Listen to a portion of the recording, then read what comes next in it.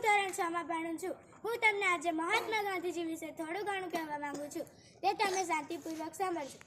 મહાત્મા ગાંધીજીનો જન્મ 2 ઓક્ટોબર 1869ના રોજ ગુજરાતના પોરબંદરમાં થયો હતો. તેમનું પૂરું નામ મોહનદાસ કરમચંદ ગાંધી હતું. તેમની માતા નામ પુતળીબાઈ હતું. બાળપણમાં તેમણે હરિશ્ચંદ્ર નાટક જોયું અને શ્રવણની વાર્તા વાંચી. તેની તેમના હૃદય પર ઊંડી અસર થઈ. તે દિવસથી તેમણે સાચું બોલવાનું અને મા બાપની સેવા કરવાનો નિર્ણય કર્યો. ગાંધીજી વકીલાત કરવા દક્ષિણ આફ્રિકા ગયા હતા. ગાંધીજી અમદાવાદમાં પહેલા કોચરબા અને પછી સાબરમતી નદી કિનારે આશ્રમની સ્થાપના કરી. તેમની પ્રાર્થના સભામાં અનેક લોકો આવતા. વૈષ્ણવજન તો તેને કહીએ કવિ નરસિંહ મહેતાનું ભજન અતિ પ્રિય હતું. તેમની પત્નીનું નામ કસ્તુરબા હતું. તેમણે પણ ગાંધીજીને ઘણો સહકાર આપ્યો હતો.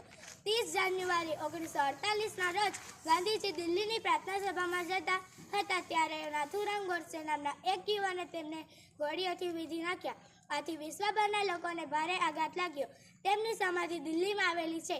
તે રાજઘાટ તરીકે ઓળખાય છે. ગાંધીજીને રાષ્ટ્રપતિ તરીકે પણ ઓળખવામાં આવે છે. જય હિન્દ, જય ભારત.